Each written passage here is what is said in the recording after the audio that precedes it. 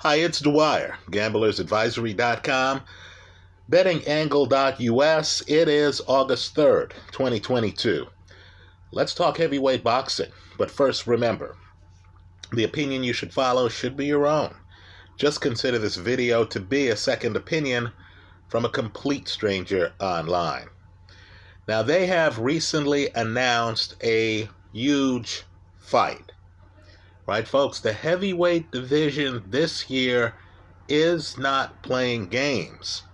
Don't be blinded by Usyk Joshua. Understand you have other huge fights on the horizon.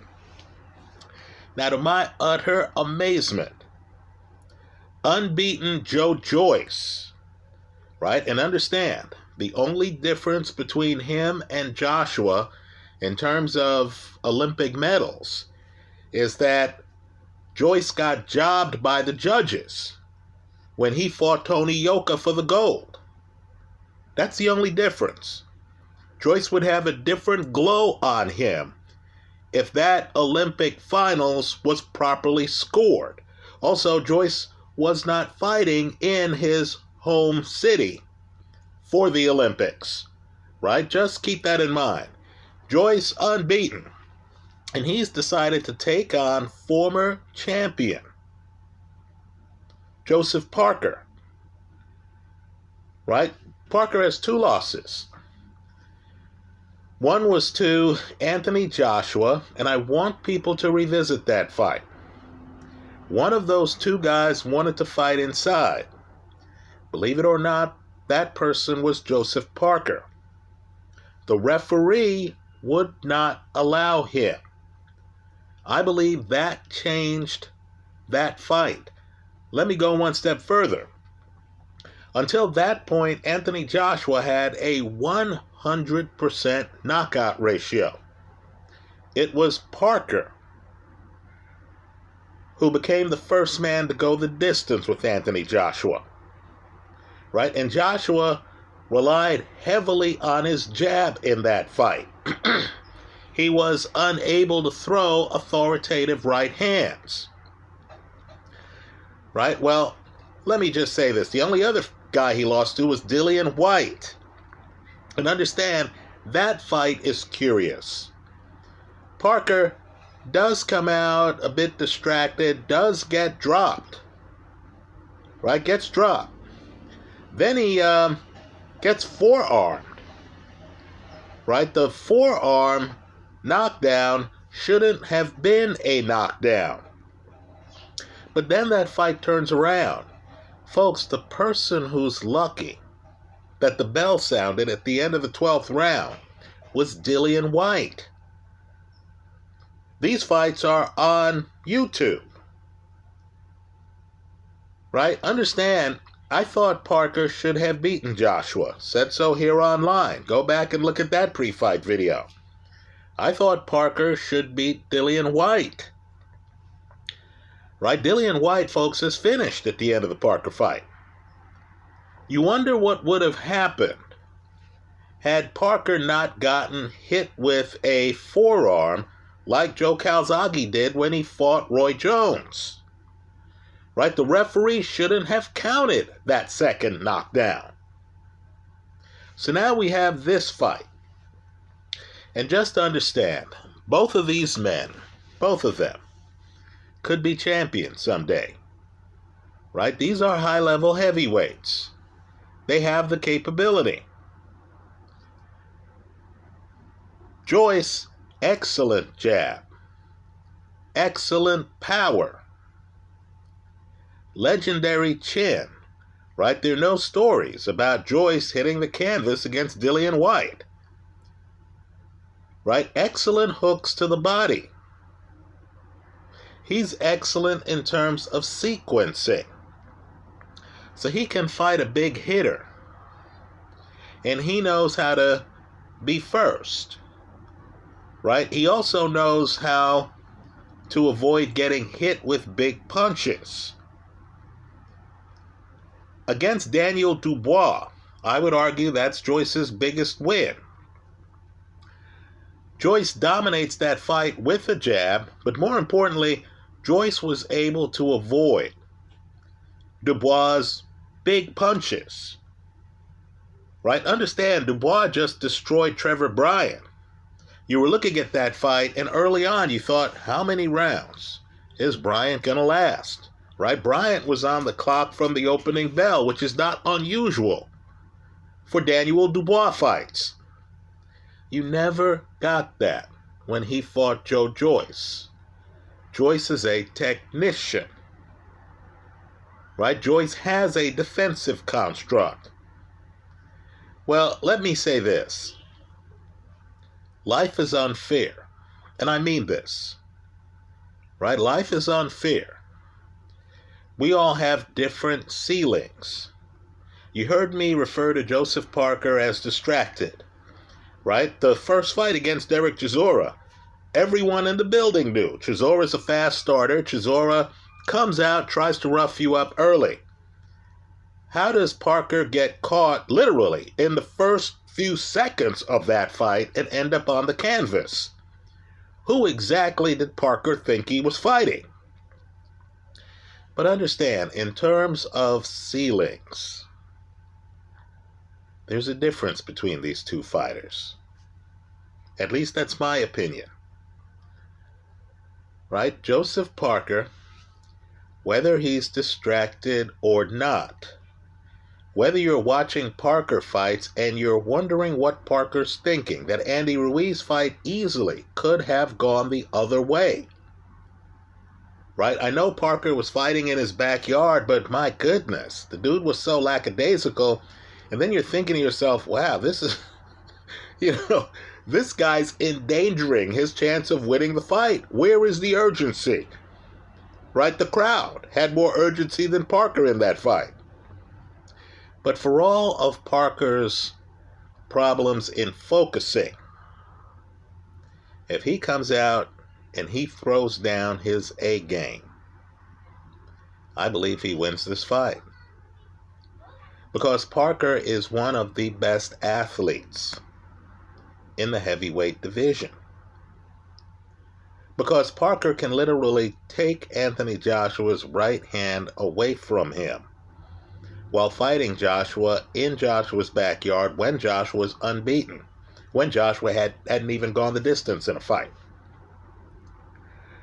Right? It's because Parker, when he needs to hunt you down, right? Whether you're Hughie Fury, whether you're Junior Fa, Joseph Parker actually has a fierce front foot. And he has the foot speed. And he has the hand speed.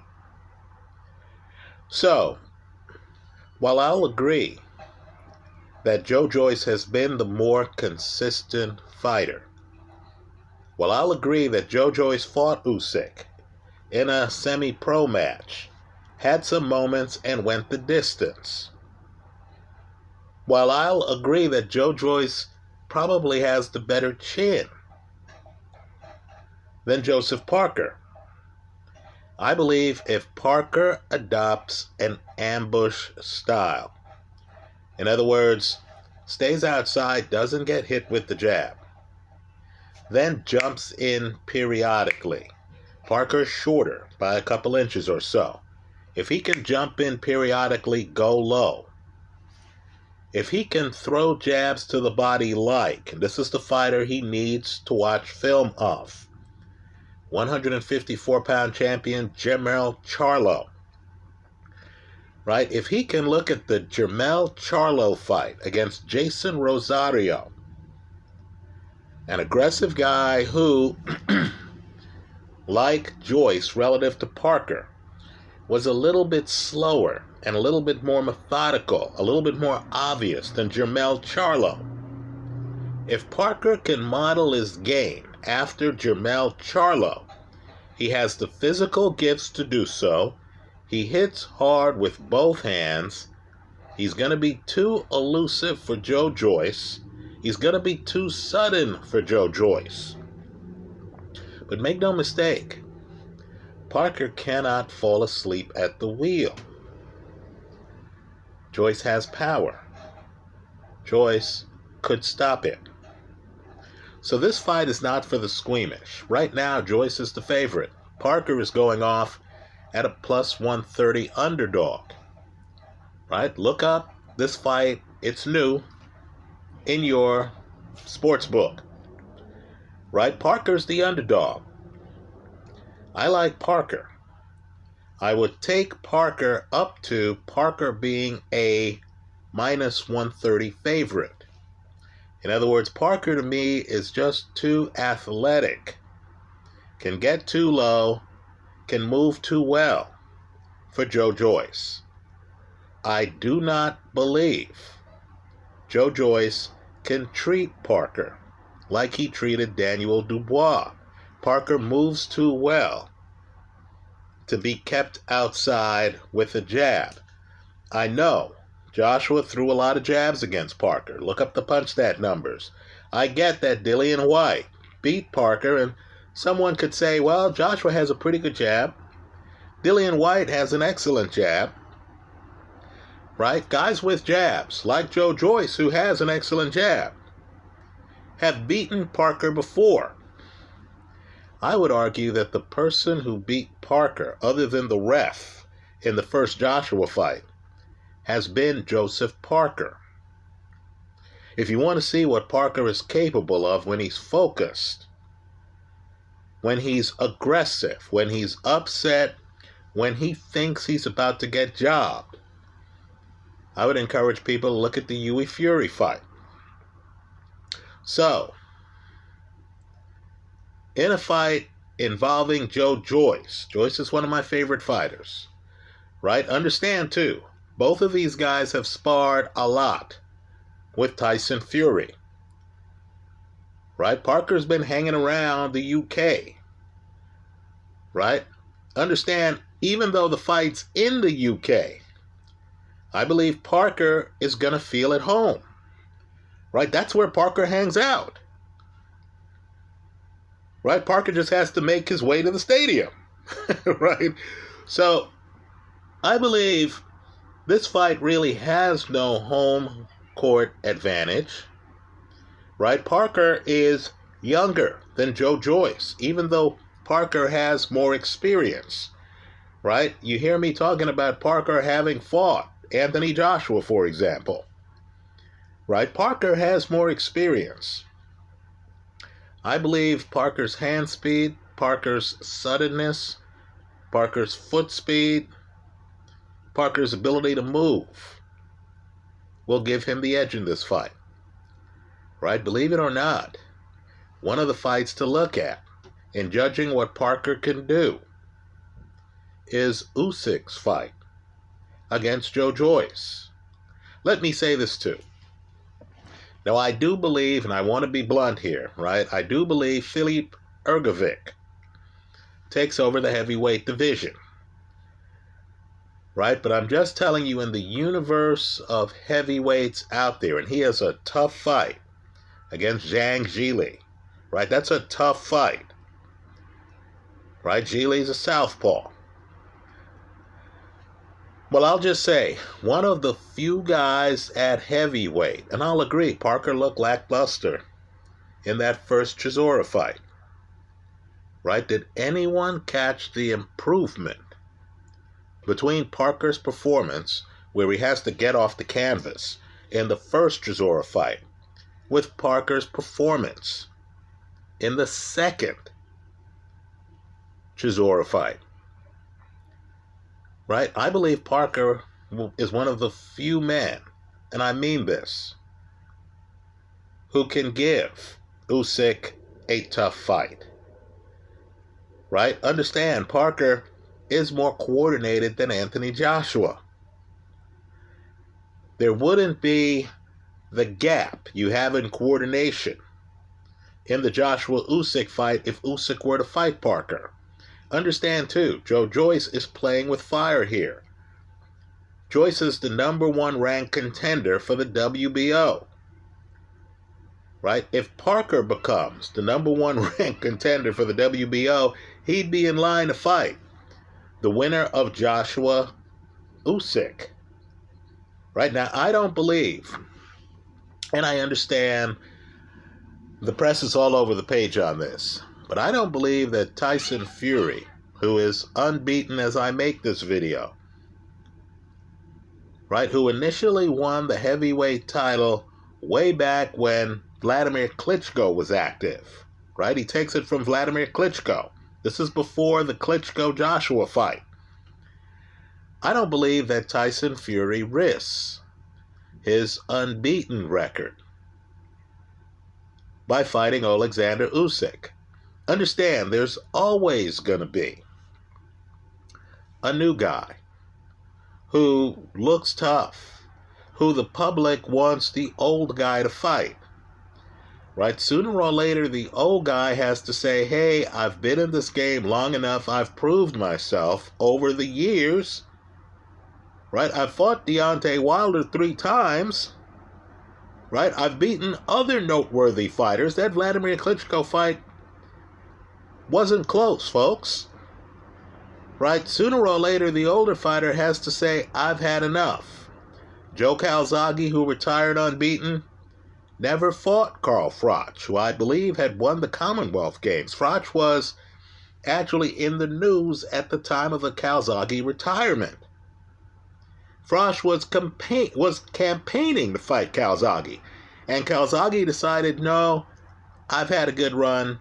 I've beaten Bernard Hopkins. I've beaten Roy Jones. I've beaten Mikhail Kessler. I'm leaving the stage. I believe we're in that part of Tyson Fury's career. If Tyson Fury gets offered the Joshua fight, if Joshua beats Usyk, I believe Fury takes that fight. Because Joshua is big and clunky and wouldn't push Fury like a smaller, more agile Usyk would. Well, I believe Fury, who's been in the ring with Joseph Parker. Understand, these guys all hang out, right? Andy Lee is involved with Joseph Parker's preparation, right? These guys all know each other, right? I believe Fury has seen enough of Joseph Parker to know, I'm not dealing with this brother,